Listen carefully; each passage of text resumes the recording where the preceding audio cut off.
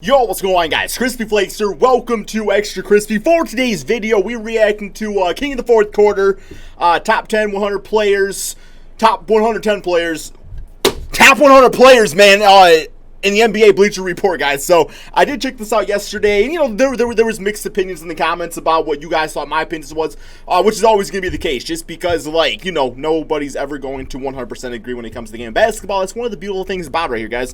So yeah, this should be interesting because, you know, obviously Kenny is one of the most knowledgeable NBA guys, maybe the most knowledgeable in the NBA community out here. So, you know, it's always good to hear what the man's got to say, and just his opinions and stuff like that helps us kind of, you know, maybe solidify or give us an opportunity to maybe change our minds about things, right, guys? So link to Kenny's channel, King of the Fourth Quarter Reacts, in the description below. And let's check this out, my friends. What's the word, y'all? We back. Bird. I thought last episode was going to be the end of the series, but they put it all together, man. The top 100 players in the NBA this season. Interesting stuff here. I mean, y'all spammed me with it. Y'all know I was going to be looking, right? Y'all know I check Bleacher Report every single day, so you ain't got to spam me with the BR articles. I'm there already, all right? But thank you for that.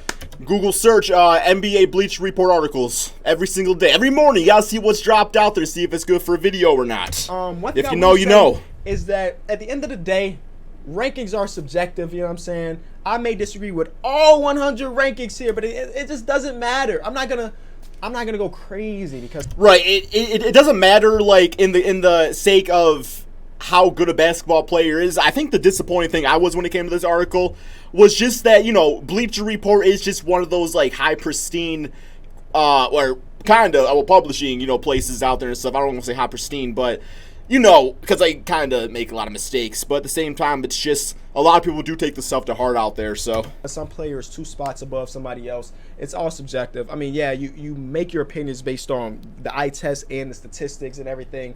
These are just these 2 guys. Are you guys team eye tests or team statistics? So we'll see. I just want to go through the list. I just want to go through the list. I'm not going to spend time on all 100 players. Oh, well, you see where Khris Middleton's at, we spend some time. That's all I'm going to say. When you see where Russell Westbrook's at, you're going to be spending some time. Please believe I see it coming already. But here we go.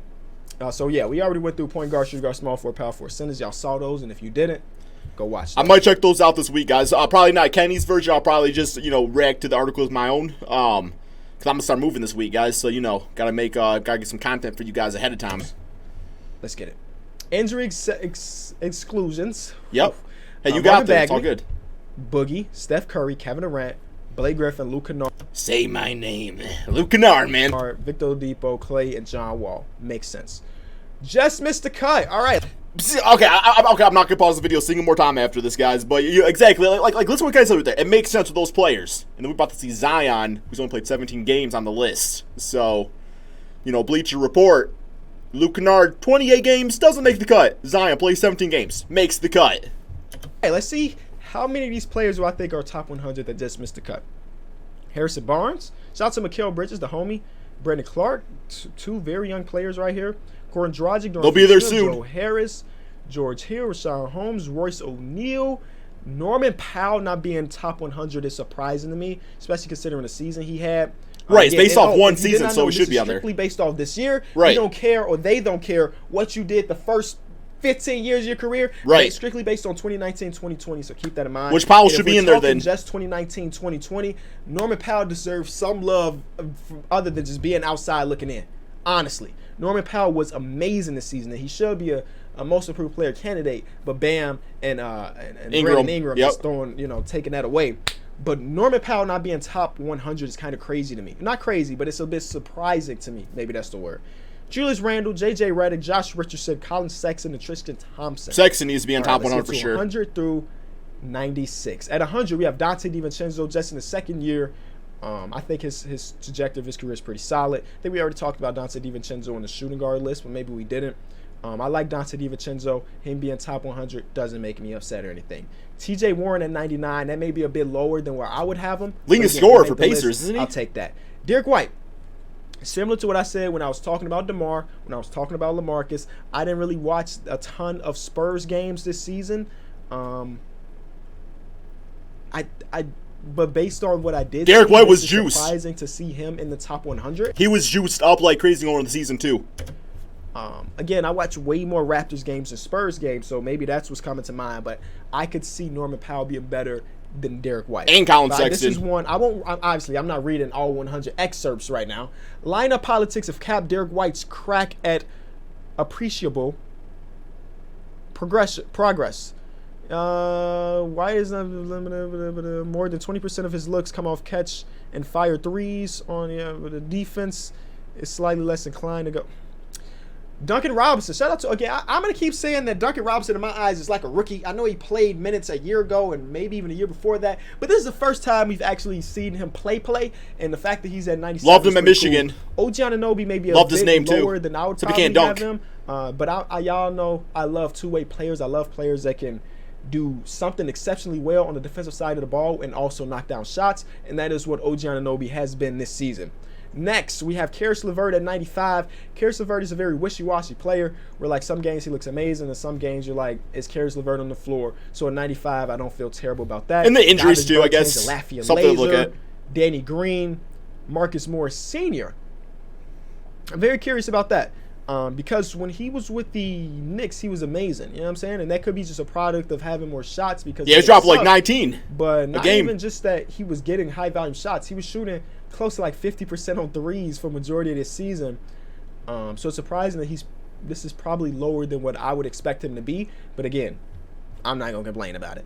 91 is Mitchell Robinson.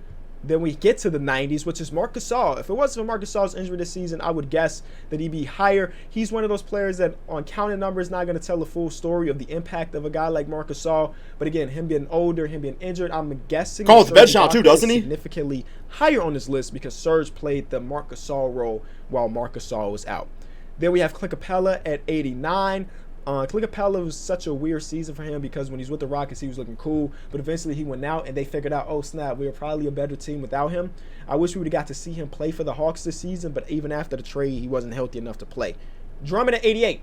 Let's hear it. So people were asking me on the last episode when we were talking about centers, where is Drummond? Because Drummond did not make the top 15. In my mind, it didn't even cross my mind that he wasn't really there. And maybe that's because the Detroit Pistons are kind of over here, and then he got traded to another team, then the Cavs is kind of over here that we don't pay a lot of attention to.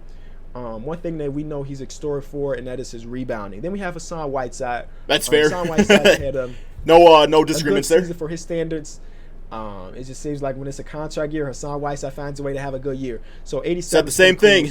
Especially considering probably the year before that, a lot of people had died out on the Hassan Whiteside love because he was just kind of. He was so stat oriented. He plays to get paid. And I don't know. He plays to get paid. It just felt like that when we were watching that he was so block happy. I needed my 3 blocks. No matter what. I was gonna try to get my 3 blocks. And that overshadowed like him leaving assignments and this and that. Number 86, Lou Will. Shout out to Lou Will. Then we have Jared Allen. Jared Allen at 85, which is cool. DeAndre Jordan probably not on the list, and Jared Allen is. Shout out to him. Then we have Robert Covington at 84 again. I know it's memes on my main channel about my opinion of Robert Covington and stuff, but I promise. Yeah, it's 2K related. I promise it's all memes. I really like Robert Covington's game. I mean, I love that he defends well and the fact that he's bad in my league. He's good in real life. Then we have Kelly Oubre at 83, Miles Turner at 82, Al Horford at 81, and this is a big fall from Al Horford considering like the past previous years. He had always been like a top 50 player in the NBA. But this year's just been very weird because he hasn't really found a spot in Philly, and then he started to find a spot when I thought he was gonna fall top 100. To tell you the truth, he was playing some bench time minutes, and Philly was looking better there. And then Joel Embiid got injured, and then Al Horford had to slide back into the starting lineup and everything. The 76ers have been a minus 2.4 points per 100 possessions when Horford is at the 4, and a plus 5.8 points per 100 possessions at the 5. That's basically what I'm saying. When he was off the bench, when he was playing without Joel Embiid, and he was the 5 when he was coming off the bench, the team was significantly better. Then we get to 80, which is Tim Hardaway Jr. Tim Hardaway Jr. is having a really good year, man. Probably his best season. Really good year for his standings. And then Evan Fournier, he's one of the most fun people to follow on Instagram right now. If you did not know, he put up 2 vlogs of the NBA life in the bubble. Oh, I didn't know that. So shout out to Evan Fournier keeping us informed. I saw Matisse's. I recommend following him alongside following me at Kenny HOH_. Then we have Draymond Green at 78. This is a very curious case because, again, we are strictly basing this off this 2019-2020 season. And Draymond was I almost said grass. Trash. Past, and not what we know what he's capable of. But I can say this season, Draymond Green was basically not good. Systematic star. I could say that with confidence. This season, Draymond Green was not good. But I have no doubt in my mind the next season, once he has his boys playing with him again, he will. Exactly. So this is a bit confusing to me that we're ranking this season and Draymond Green is this high. Let me read it. The 2019-2020 season has undoubtedly been a downturn for Draymond Green. His points per game average, yada, yada, yada. But even so, like, the 8.6 rebounds, 6 assists, and, like, the steals and the blocks, like, that's pretty Draymond-esque. I mean, I know the field goal percentage was absolutely atrocious, but, like, he's always, like, I mean, I don't really think he's getting, like, triple-digit rebounds. Shout out Will Chamberlain. Double-digit rebounds and assists anymore, really, is he? 0% a picture of a versatile point forward, but his efficiency Yeah, efficiency was that. And that's what I'm trying to say. I just don't realize ranking him higher than some of the other guys. Feels weird saying Joe Ingles over Draymond is the type Draymond. of player that needs good players around him. And he's playing with not so good players this season. Joe Ingles, shout out to him, man. Joe Ingles, I love watching Joe Ingles shoot the basketball because he holds it basically right. It's a very weird thing. Joe Ingles is like the first player I ever saw that could make a lefty look ugly. I don't know how he did it. He still knocks it down, so like it's all good. Jaren Jackson Jr. Oh my God, Jaren Jackson Jr. Bless you. Good spot for the sophomore year. Wait, don't bless hiccups. I'll my bad. take this anytime. What do you say for? Again, he's a big reason. Excuse why you, I guess. the Right. Memphis Grizzlies are winning games. Then we have Jonathan Isaac, which is weird to me. Just the injury probably Because got him how down. many games this season did Jonathan Isaac actually play? You know what I'm saying? I feel like he missed a great majority of the season. Jonathan Isaac would have been a much higher placement if not with a knee injury that might end his season. 32 appearances, enough for the threshold to get him over it. I know what he can do. But I feel like the sample size for this season alone was a bit smaller than obviously everybody else. PJ Tucker, man of many hats. He can do pretty much anything on the court. Role player wise, I'm not asking PJ Tucker to isolation and step back on somebody. Yo, I thought he was about to do the flight laugh, guys. But he does the dirty I guess work. he can't do the flight laugh. It'd be funny.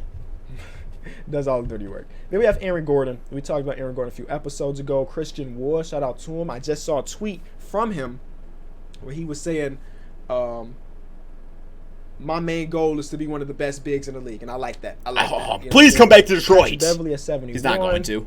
Then we get to DeJounte Murray. I thought that was going to be Jamal Murray. I was going to say that is surprisingly low for for Jamal Murray, but for DeJounte Murray, it makes sense. Yo, the John Murray would be the mix of Jamal and DeJounte. That'd be a beast-ass play. Can you imagine Jamal Murray's offense and DeJounte Murray's defense? Like, there we go, man. This is basically his first time back. That's me, my 2K21 player. He's on a minutes restriction for it seemed like a lot. The John Murray. So I understand that he's still an elite defender, all defensive defender, but just this season was a bit down year because he was coming back from his injuries. Then we have Buddy Hield at 69. First half of the season, he wasn't hitting the shots. You know what I'm saying? First half of the season, he was not hitting the shots, and then he went up to the bench unit. He was like, okay, I don't think he liked it, but it was better for his efficiency. It was better for the team. He's 60 on catch and shoot. Was Buddy Hield's move to the bench. Dennis Schroeder, my sixth man of the year right here. And that's all I can really say about Dennis. Valanciunas, Devontae Graham, shout out to him for jumping onto the scene like this. D Rose at 65. I'm not going to complain about D Rose at 65. I'm happy that he's even this high on the list. Fair enough. Great year for Derrick Rose for his standing, especially when you consider the previous years. I love to watch Derrick Rose play. I love to watch him play. Bogdanovich. Shout out to D Rose. Harris, okay. Will Barton, shout out to Will.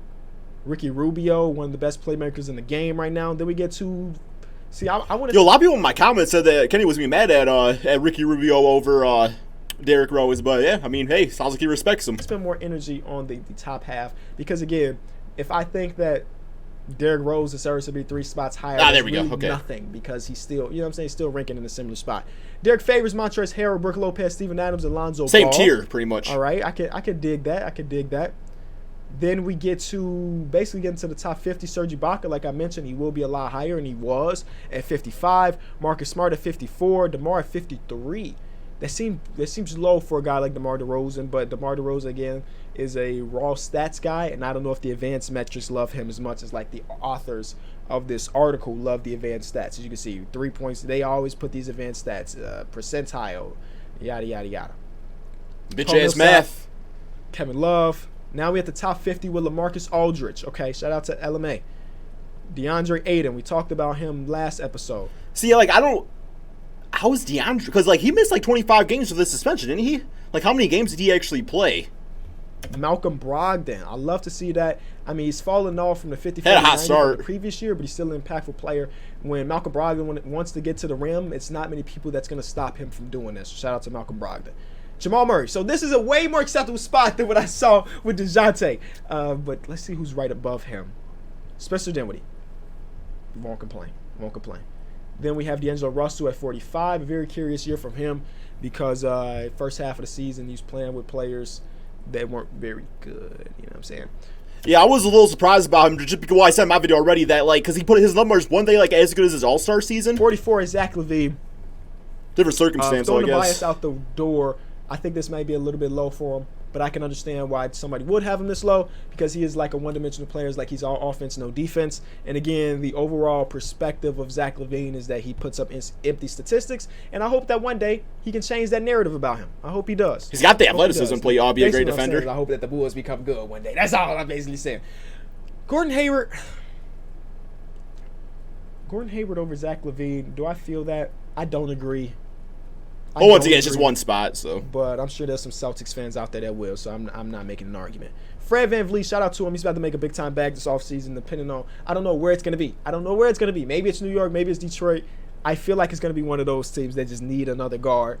And shout out to him. He's going to make that cash. John Collins at 41. That's a good spot for the year 3 play, right? It's his third year in this NBA He also career. missed a few games, didn't he? Eric Bledsoe. Okay. Kristaps Porzingis at 39. Again, it's based off this season, not just the half of the season where he was great, but the first half of the season should matter too, where he wasn't bad. He just wasn't all-star Porzingis. He was coming back from injury, he was starting to look like all-star Porzingis, so that makes sense. Gallinari, winning player. Vucevic, De'Aaron Fox. Shout out to Swiper.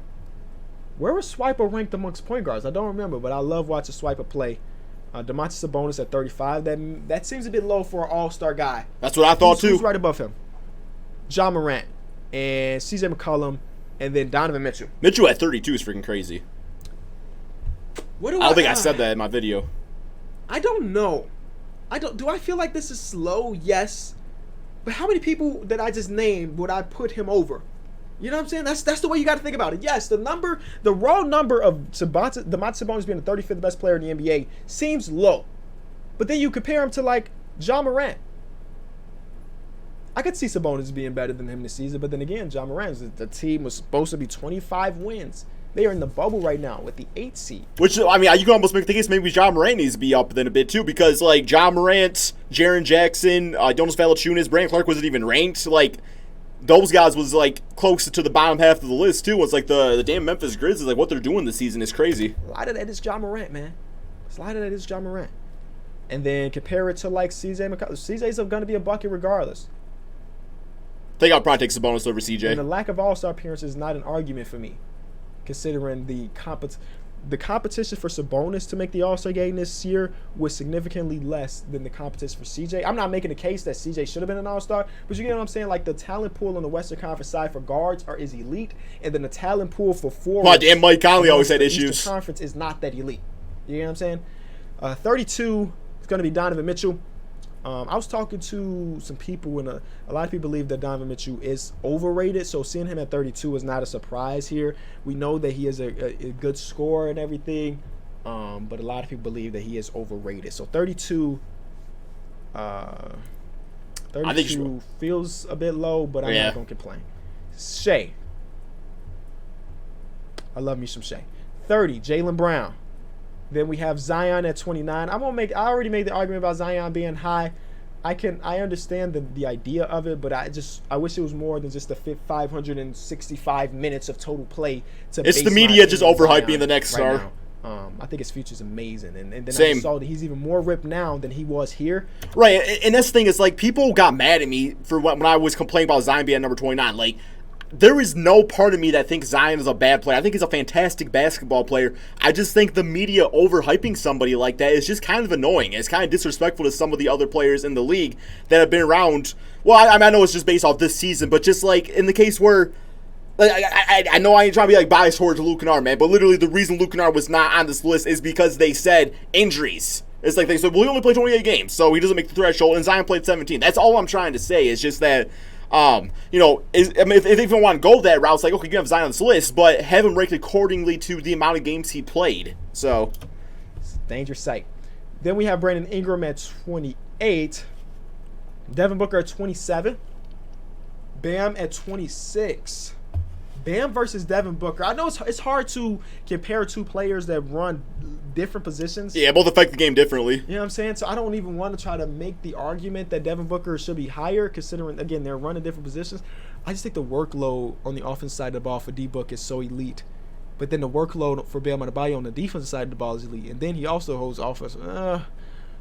I can see either way. I would probably put D-Book above Bam at this point in their careers.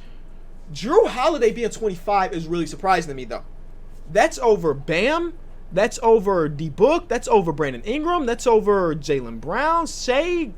All the above. All the above. Again, Drew Holiday is my boy.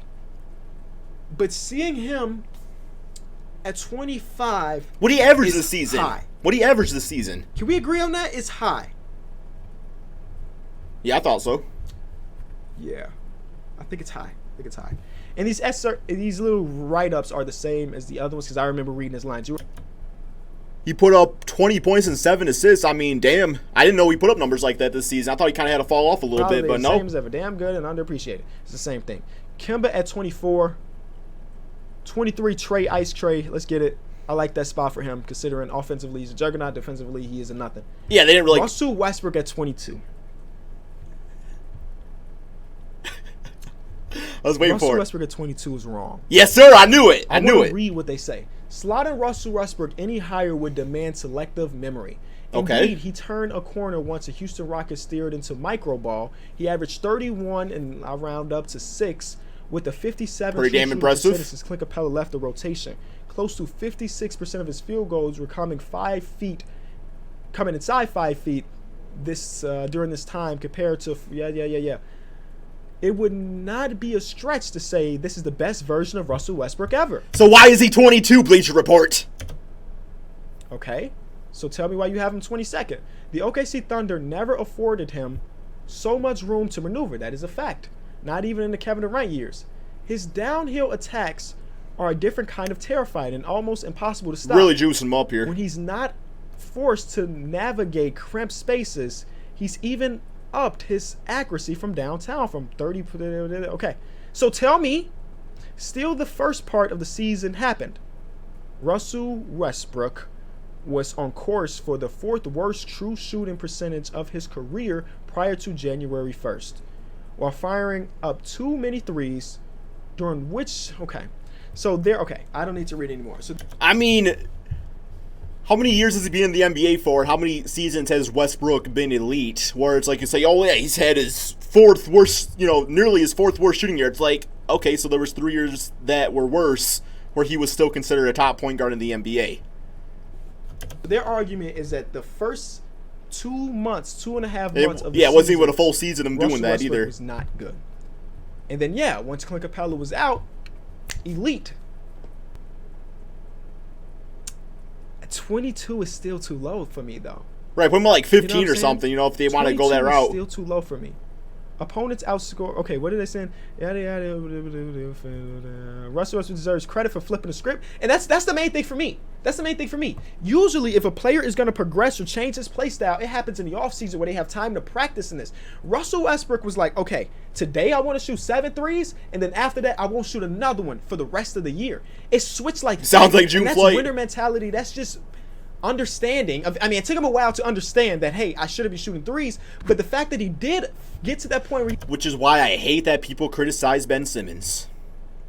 He understood it should be something we praise him for. Which is why I hate why people criticize Ben Simmons. Kyle Lowry at 20. I'm still having Russell Westbrook over Kyle Lowry. That's what I said, I'm pretty sure. People roasted me. I understand the idea of having Kyle Lowry above, but I'm going to put Russell Westbrook above Kyle Lowry. Kyrie Irving at 19. Rudy Gobert at 18. 17, Pascal. 16, Paul George. 15. See, the idea of Paul George is interesting because And the NBA just released an article, the top 10 players in the bubble right now, and Paul George is like number 9 on their list, and they have him number 16 in the entire league this season. So, like, the idea of Paul George has been so different between everybody. So, see him at 16, you know what I'm saying? Ben Simmons, Karl Anthony Towns, Chris Paul. Shout out to Chris Paul. Again, if we're strictly basing it off this season, I completely agree with Chris Paul being this high. Yeah, had an all-star season. That's fair. 12. Jason Tatum at 11. Khris Middleton at 10. This is probably going to be super high for a lot of you guys, but I can understand it. He's basically 50, 40, 90 this season. Right. Well, actually, 10. I would say 10 is kind of high. I would say that. Yes, 10 is kind of high. But he should be in the 15 to 10 realm, if you ask me. 50, 40, 90. Still a good defender. Stuff like that. He's closed out a few games for them when they needed jump shooting. I'm not going to complain about him being 10. Is it maybe slightly higher than what I would put him? Yes, but it's still in the same ballpark than the fact that I'm not going to... Yeah, I mean, I suppose so. I don't know. Like, Middleton, I respect what he did this season. It's just seeing some of those other players over him, and I'm just like, if you replace a lot of those players that are, you know, in different circumstances with Khris Middleton, how are the Bucks doing? But then again, the Bucks got the best record in the NBA, so maybe I'm wrong about it. Maybe Middleton does deserve a top 10 spot. It's just, I don't know. It just felt weird seeing him there. And maybe that's a good thing. Maybe that's something we need. It's just like these hot takes like this, where it's like, yeah, Khris Middleton, because it really does have you thinking about them. Because a lot of people do underrate Khris Middleton too. So, okay, gonna be upset. You know what I'm saying? Like the Russell Westbrook one, I think that's extremely low. Or the Drew Holiday one, I think that may be extremely high. If Middleton would have been like 15th around there, I would have been fine with it. I just thought, but you know, 10, 15. I think when you start getting down to like the top 15 like that, like, those few spaces is a big difference as opposed to maybe like player 75 to like player 85. You know what I'm saying? Khris Middleton, still the same ballpark for this season alone. 9, Jimmy Butler. Skills gap gets a lot more competitive Anthony at this point. Davis. Wow. Okay, I expect them to be way higher than 8. Could be defensive player of the year. I can say Dame. Yep, Dame should be maybe a little higher. If we strictly based off this season individual, Dame might be a little bit higher. Jokic, okay. There's way over Embiid. Way over Embiid. 4 is James Harden. Didn't notice that till now. 3 is Kawhi. 2 is LeBron. And 1 is Giannis. 1 is Giannis, I agree with. LeBron at 2, I agree with. Kawhi at 3, I agree with. Yep. James Harden at 4, I agree. I can agree with their top 5. Yeah, I like the top 5. After that, I can see people getting switched around, but I think the top 5 is pretty solid. I think the top 5 is pretty solid. Okay. That's been way... Maybe one case you can make for it is Luka because like he got injured a lot. But I mean, I was okay with him number 5 just because like, when he was playing, he was absolutely crazy, guys. But that's the end of the video right there. So yeah, man, like I said, it's good hearing a different perspective and stuff like that. I know I definitely got my my eyes open a little bit more to Khris Middleton's situation at 10. So said I still think it's a little bit too high, but I understand what King of the Fourth Quarter is saying here too. Just with okay, so if he would have been like 14, would you have been that much happier? I don't know, man. But yeah, hope you guys all enjoy. Go check out Kenny's channel. Thank you all so much for watching. And did I push record? Oh, I did. Okay, we're good.